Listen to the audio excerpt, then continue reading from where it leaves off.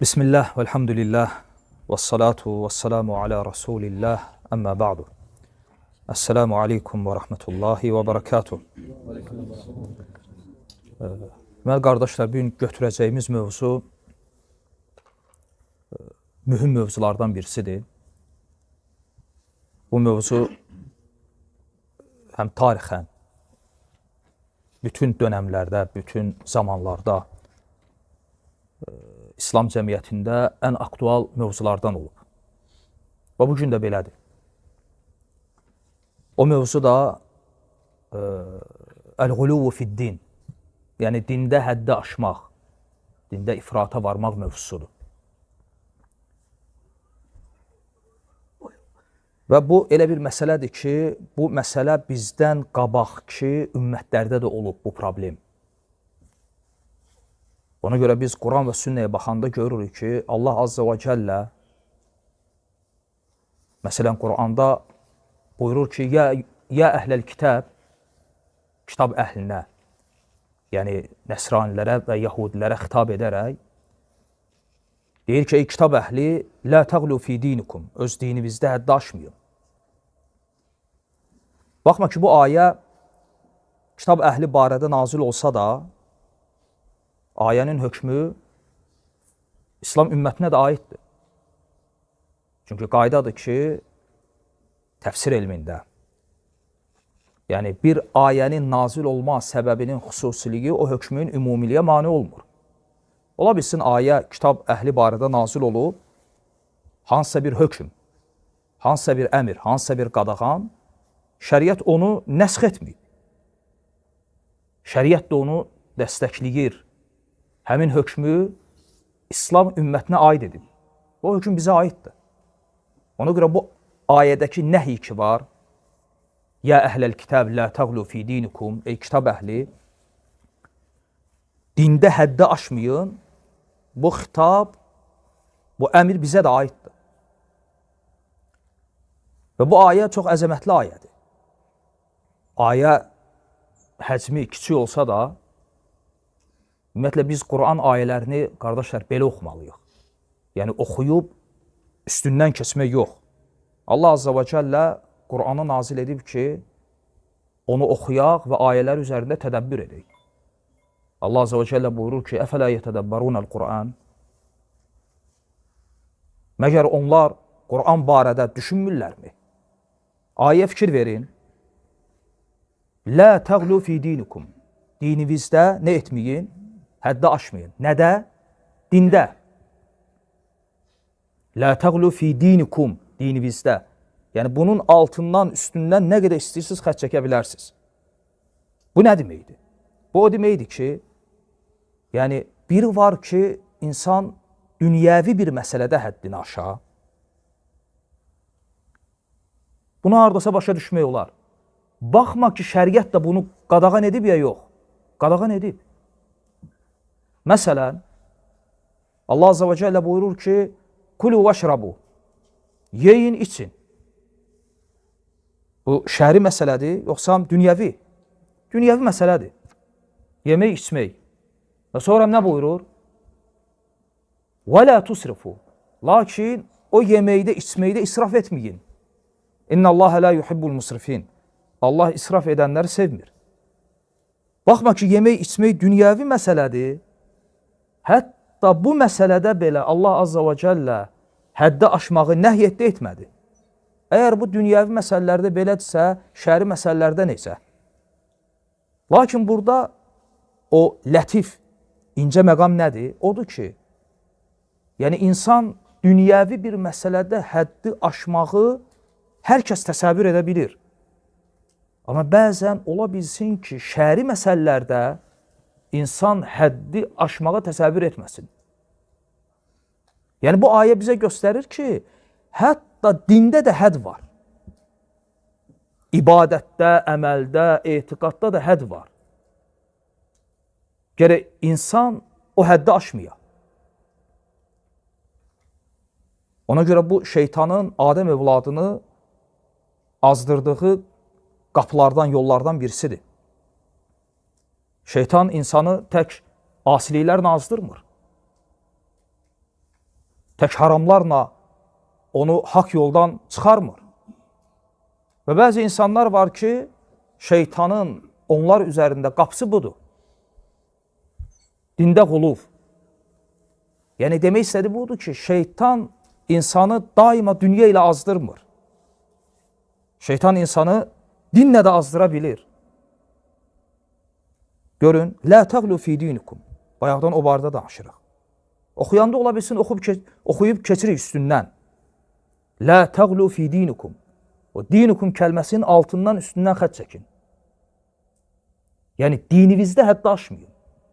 Yəni bu ayə dəlildir ki, şeytan insanı nəinki dünya ilə, nəinki haramlarla, hətta din ilə də azdıra bilər. Yəni şeytanın insanı din ilə də azdırması var. Və bunun çox qapıları var, çox növləri var. Elə misal olaraq bidət əhlinə baxmaq kifayətdir. Məgər şeytanın bidət əhlini azdırması haramlar nə olub? İçki ilə, zina ilə, oğurluqla olub? Yox. Çoxsunda dində həddi aşmaqla olub. Yəni din ilə olub. Məsələn, şeytanın insanı din ilə azdırmasının yollarından birisi nədir? İnsanı, müsəlmanı, Quran və sünnədə olan mutaşabih dəlillərə tabi tutması. Bilirsiniz ki, Quran və sünnədə bütün dəlillər möhkəm deyil. Quran ayələri və Peyğəmbər sallallahu aleyhi və səlləmin hədisləri hamısı möhkəm deyil. Möhkəm o ayələr, o hədislərdir ki, onu başa düşmək üçün başqa şeyə ehtiyac yoxdur. Yəni oxuyanda anlayırsan. Allah azze və cəllə buyurur ki, qul huvallahu əhəd. Deyək ki, o təkdir. Allah. Burada başa düşülməyən bir şey var. Fələ təd'u ma'allahi əhədən. Allahla yanaşı heç kəsə dua etməyin. Burada başa düşülməyən nəsə var? Və azvacuhu umməhatuhum. Peyğəmbərin zövcələri möminlərin anasıdır, analardır. Burada başa düşülməyən nəsə var? Yoxdur. Möhkəm ayələrdir. Allah Resulü aleyhissalatu vesselam deyir ki, məsələn, dəstəmazı olmayanın namazı yoxdur. Dəstəmazı olmayan namazı yoxdur. Bismillah deməyəndə dəstəmazı yoxdur. Başa düşülməyən nəsə var? Aydındır. Bu dəlillər möhkəm dəlillərdir. Lakin, bütün Quran ayələri, Peyğəmbər sallallahu aleyhi və səlləmin sünnətində bütün hədislər belədir. Belə deyil. O ayələr, o hədislər içərisində mutaşabih olanlar var. Mutaşabih, yəni möhkəm deyil.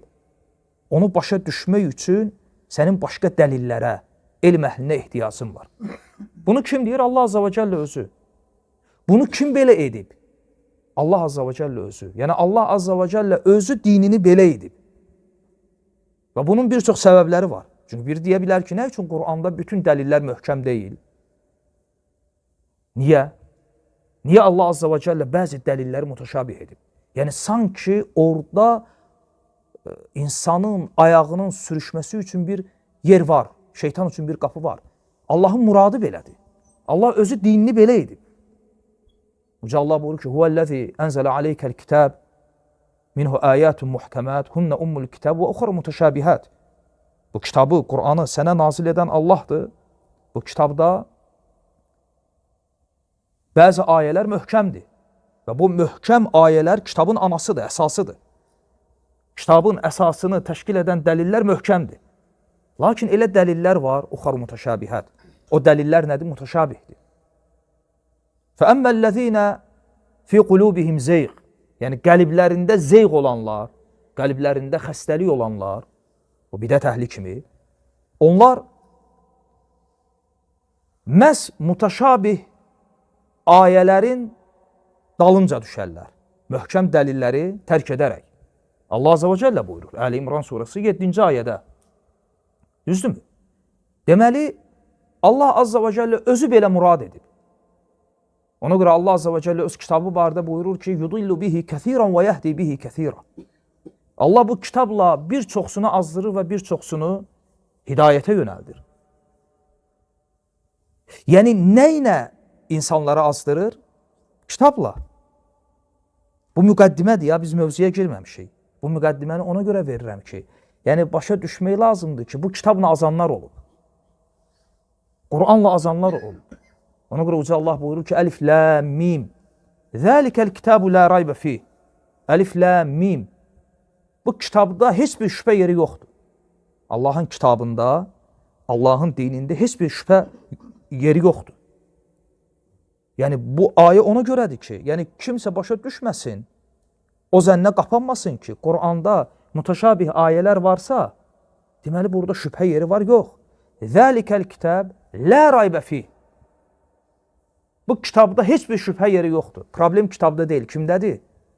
İnsanda. Ayənin davamı necə gəlir? Hudən, bu kitab hidayət mənbəyidir ya, yox. Kimin üçün? Lil muttaqin.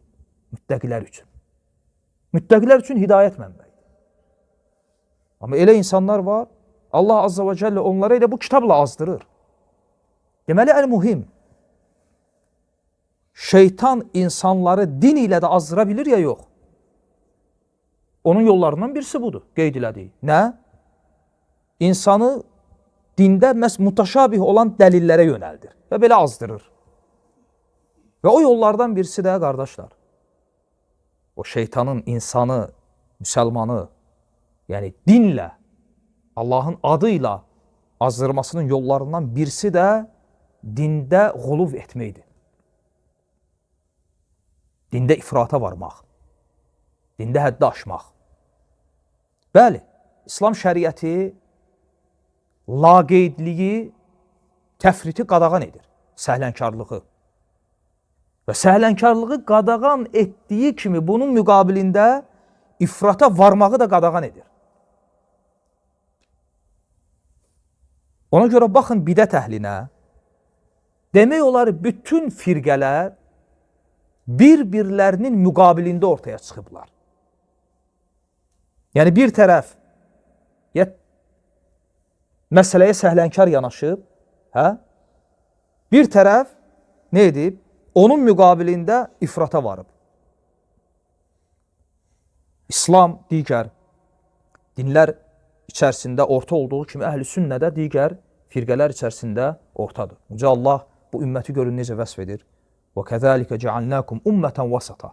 Və beləcə biz sizi orta, vasat, ədalətli, xeyirli bir ümmət etdik. Bu ümmətin vəsflərindəndir. Yəni həm təfriddən, səhlənkarlıqdan, laqeydçilikdən və həmçinin də ifrata varmaqdan, qulub etməkdən uzaq. Və Peyğəmbər sallallahu aleyhi və səlləm buyurur ki, İyyəkum vəl-quluvə fid-din. Dində həddi aşmaqdan uzaq durun. فَإِنَّمَا أَهْلَكَ مَنْ كَانَ قَبْلَكُمْ الْغُلُوُ فِي الدِّينِ. Çünki sizdən əvvəlki ümmətləri də həlak edən elə dində həddlərini aşmaları oldu. Və bu dində həddi aşmağın bir çox formaları var. Bir çox növləri var. İnşallah alınsa bu dərsdə hamısını götürərik. Alınmasa yarısını bu dərsdə, qalanını başqa məclisdə inşallah ələ alarıq. O növlərdən birisi və birincisi hansıdır? Etiqadi məsələlərdə quluv etmək. Yəni bu dində həddi aşmağın birinci növüdür və ya birinci formasıdır, birinci şəklidir. Etiqadi məsələlərdə həddi aşmaq. Və bunun ən gözəl misalı bu ümmətdə xavariclərdir. Çünki xavariclərin azmalarına əsas səbəb nə oldu? Dində qulub etmələri, həddi aşmaları. Şeytan onları, siz onlar barədə varid olan hədislərə baxın, onlar barədə varid olan əsərlərə baxın, görün Peyğəmbər sallallahu aleyhi və səlləm onları necə vəsf edib və ya onlar sahabələrin dönəmində ortaya çıxanda, görün sahabələr onları necə vəsf eləmişdi. Heç o vəsflərin içərisində varmı ki, xavariclər məsələn zinakar olsunlar, şərab içən olsunlar, yalan danışan olsunlar, hətta dillərinə belə sahib idilər. Ona görə bu hədis raviləri ki var, hədis kitablarında, o ravilər içərisində nə qədər ravilər var, xavaric ravilərdir. Hətta Səhih Buxarıda, İmam Buxarının raviləri içərisində xavaric ravilər var. Çünki yalanı özlərinə din edən o digər firqələr kimi onlar yəni yalandan uzaq idilər. danışıqlarında sadiq idilər. Çünki onlar böyük günah sahibini kafir görürdülər. Və yalan danışmaq özü də böyük günah deyil. Hə? Yalan danışanı onlar kafir sayırdılar, sözləri necə yalan danışsınlar? Və Peyğəmbər sallallahu aleyhi və səlləm onlar barədə deyirdi ki, və bu xitab kimə idi? Sahabələrə. O sahabələr ki, onlar ibadət ilə, elmlə məruf idilər. Bununla tanınırdılar. Gündüzləri oruc, gecələri ibadət. Həmin sahabələrə xitabən Allah Resulü aleyhissalatu vesselam deyir ki, siz onları gördükdə öz ibadətlərinizi, yəni tutduğunuz oruçları, qıldığınız namazları onların ibadətlərinin yanında azımsayacaqsınız. Və belə də oldu. Allah Resulü aleyhissalatu vesselam dediyi kimi də oldu. İbn Abbas deyir ki, mən onlarla, İbn Abbas kimi sahabə, bu ümmətin alim sahabələrindən, onları görəndə təəccüblənir. Alınları keçinin dizi kimi qabar atmışdı. İbadət, itayət, hər şey öz yerində. Lakin azmalarına səbəb nə oldu? Dində, xüsusən də etiqadi məsələlərdə qulub etmələri. Yəni biz bilirik ki, insanın haramdan uzaq durması bu Allah Azza və Cəllənin əmridir. Lakin onlar nə etdilər? Onlar bu məsələdə həddi aşdılar. Belə bir etiqad qurdular ki, böyük günah sahibi kafirdir. Və biz bilirik ki, hər bir kəs, istər rəhbər, istər sıravi cəmaat, ata öz ailəsində, hər bir fərd öz nəfsində Allah Azza və Cəllənin hökmləri ilə hökm verməlidir. Çünki inil hukmu illə lillah. Hökm yalnız Allahındır. Və mən ləm yəhkum bimə ənzəlallah fəulaikə humuz zalimun. Və kim Allahın nazil etdiyi hökmlərlə hökm vermirsə, onlar zalimlardır. İnsan Allahın nazil etdiyi hökmlə hökm vermirsə, bu zülümdür. O zalimdir. Yəni, məsələn, ata övladını, misal üçün, ata övladını vuranda şiddətlə vurur və üzünə. Və bunun adını nə qoyur? Tərbiyə. Övlad tərbiyəsində Allahın hökmü ilə hökm verdi ya, yox. Vermədi. Çünki şəriət üzə vurmağı qadağan edir, etmir. Qadağan edir. Və belə. Bunu bilirik, bu məlumdur. Ki, hökm Allahındır və Allah Azza və Cəllənin hökmləri ilə hökm verilməlidir. Bu da etiqadi məsələdir. Çünki insan etiqad edir ki, bu məsələ belədir və belə olmalıdır. Və onlar bu məsələdə həddi aşdılar. Ona görə baxın, nəticəyə ən birinci sahabələr başda olmaqla Əlini, Amr ibn Ası, Muaviyəni və bu məsələdə sonradan onlara tabi olanları təkfirlədilər. Ümumiyyətlə, məsələn, sual versək ki, bu xavaricilərdəki əqidə ki var, böyük günah sahibi kafirdir. Sual, bunun dəlili nədir? Yəni, bu sual versək ki, bu əqidə onlarda hardan başladı? Çünki bilirik ki, xavaricilər ortaya çıxanda onların sahib olduqları ilk əqidə hansı idi? Kim Allahın hökmü ilə hökm verməsə, təfsilatsız onu nə edirdilər? Təkfir edirdilər. Buna əsasən Əlini təkfirlədilər, Muaviyəni kafir saydılar və sonra Əlinin ölümünə səbəb oldular. Nəhrəvanda ona qarşı çıxıb ona vuruşdular. Düzdürmü? Onların ilkin əqidəsi bu olub. Bəs yaxşı, böyük günah sahibi kafirdir. Bu hardan çıxıb? Kim deyər? Bunlar Allahın hökmünə hökm verməyəni kafir gördülər. Əhsən. Yəni buradan çıxıb. Elə buradan çıxıb. Çünki silsiləvi şəkildə bir-birlərini izləyir. Elə ki, zəlalət özündən sonra başqa bir zəlalət gətirir.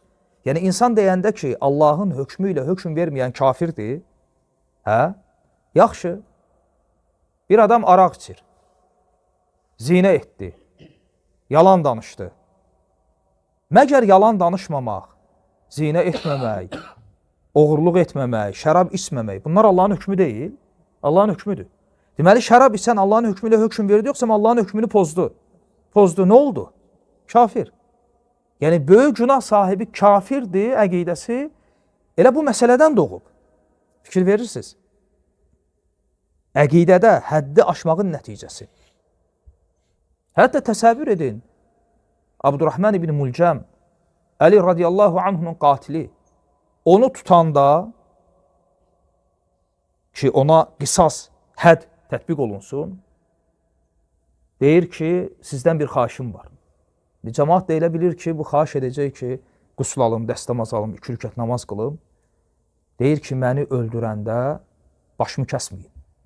Əzalarımı tikə-tikə doğruyun, qoy görüm əzalarım Allah yolunda necə əziyyət çəkir. Yəni, insan şeytanın yolundadır və ölümə gedir və əlini öldürüb ən əfsəl sahabələrdən birini və adam elə zənn edir ki, bu adam fi səbilillah Allah yolunda yəni 5 dəqiqədən sonra şəhidlik məqamına yüksələcək. Görün, dində həddi aşmağın nəticəsinə baxın. Bu birinci növdür. Yəni, etiqadi məsələlərdə həddi aşmaq. Və buna çox misallar gətirmək olar. Bax, məsələn, qədərin isbatı. Yəni, bu dindən deyə yox. Etiqadi məsələlərdən deyə yox. Bəli. Şəriət deyəndə ki, lə təğlu fi dinikum. Dininizdə həddi aşmayın. İyyəkum vəl-ğuluvə fid-din. Dində həddi aşmaqdan uzaq durun. Hə? Şəriət bunu deyəndə, bütün məsələlər buna daxildir də. Yaxşı, biz dedik ki, qədəri isbat etmək dindəndir. Bu da bu məsələyə girir. Bu da bu məsələyə girir. Və bunun kimi bütün məsələlər. Yəni necə? Yəni adam qədəri isbat etməkdə həddi aşa bilər, bəli. Dəhşət deyil. Yəni sən etiqad edirsən ki, qədəri isbat dindəndir. İmanın rukunlarından birisi deyil. İmanın 6 rukunundan birisi nədir? Qədərə iman. Və rukun nədir? Rukun. Rukun bizim dildə dirək. Bu evin dirəkləri olmur, küncləri. Buna rukun deyirlər. Və sən deyəndə ki, ərkanul iman, imanın rukunları, yəni sən demək istəyirsən ki, iman bu rukunlar üzərində qurulub. Allaha, kitablara, mələklərə, rasullara, axirətə və onlardan birisi nədir? Qədərə iman. Yəni qədərə iman, qədəri isbat etmək bu dinin əsli məsələlərindən birisidir. Və bu məsələdəğuluv etməkdən şəriət səni qadağan edir, çəkindirir. Hətta isbatda quluv var. Nə üçün demədiyi inkarda? Kim deyər? Və dedik ki, qədərə iman, qədəri isbat dindəndir, əqidə məsələlərindəndir və qədəri isbat etməkdə quluv etmək olmaz. Bir də isbatın əksi nədir? İnkar.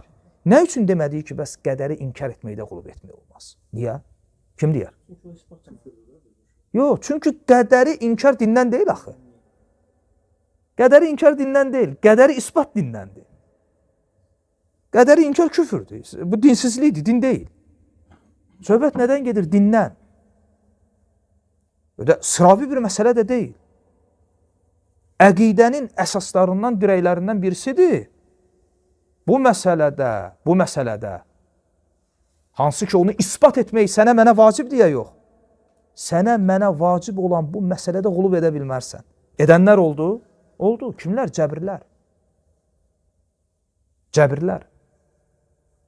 Mu'təzilə, Qədəriyyə firqəsi, onlar ortaya çıxdılar hansı etiqadla? Qədərin inkarı. Və onların da müqabilində çıxdı cəbrilər. Onlar elə bil Mu'təzilə qədər məsələsində səhlənkar yanaşdılar. Demək olar ki, qədəri inkar elədilər. Hə? Bunun müqabilində cəbirlər gəldilər, qədəri isbatda elə həddi aşdılar ki, hətta insanın iradəsini inkar elədilər.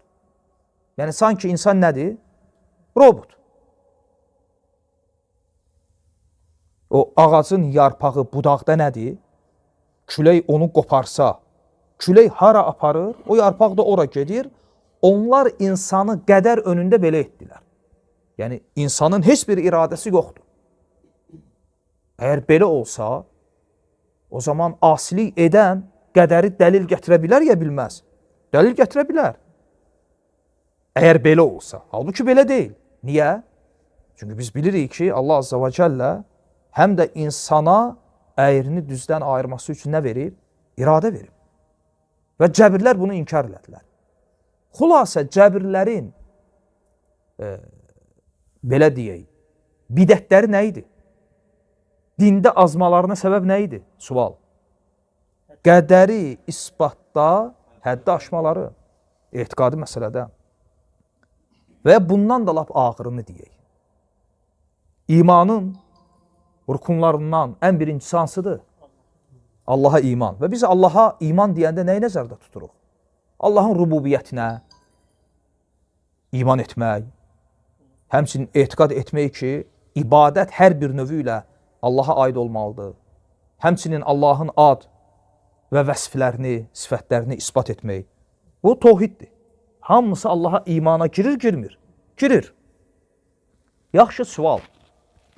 Deməli, bundan biz bildik ki, Allahın ad və sifətlərini isbat etmək nədir?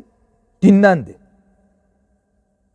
Və Allahın ad və sifətlərini isbatda həddi aşmaq olar? Olmaz. Yəni, həddi aşma var burada? Var.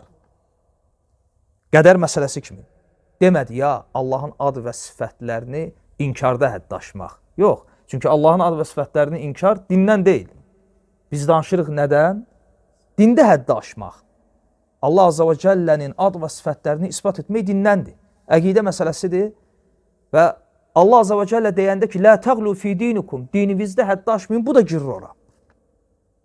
Və İslam ümmətində firqələr olub. Həşəviyyə, mücəssimələr, müşəbbihələr, Allahı məxluqa, məxluqu xaliqə bənzədənlər. Yəni, onların əhl-i sünnə ilə Allahın ad və sifətləri mövzusunda fərqi nədir? Fərqi isbatda deyil. İsbatda birləşmişik. Yəni, biri var, hansısa əşari, hansısa mu'təzili və ya rafizi və ya cəhmi, gəlsin desin ki, yox, Allah ərşin fövqündə deyil. Allah İbrahimi özünə dost tutmadı. Allah Musa ilə danışmadı. Allahın adı və sifətlərini inkar edə, bizim bunun işimiz yoxdur. Söhbət o kəslərdən gedir ki, onlar Allahın ad və sifətlərini isbat ediblər. Məsələn, mücəssimə, müşəbbihə, onlar Allahın ad və sifətlərini isbatda bizimlə həmrəy olublar. Bəs fərq nədədir? Fərq isbatda deyil. Fərq isbatda deyil. Fərq isbatın keyfiyyətindədir. Yəni, isbatda həddi aşıblar. O dərəcədə ki, deyiblər ki, Allahın əli məxluqun əli kimi. Allah görür, Allah danışır, sən, mən necə danışırıq elə. Xaliqi məxluqa və məxluqu xaliqə bənzədirlər. Bu dində, qardaşlar, deməli, həddi aşmağın növlərindən birincisidir. Hansıdır? Etiqadi məsələlərdəğuluv etmək.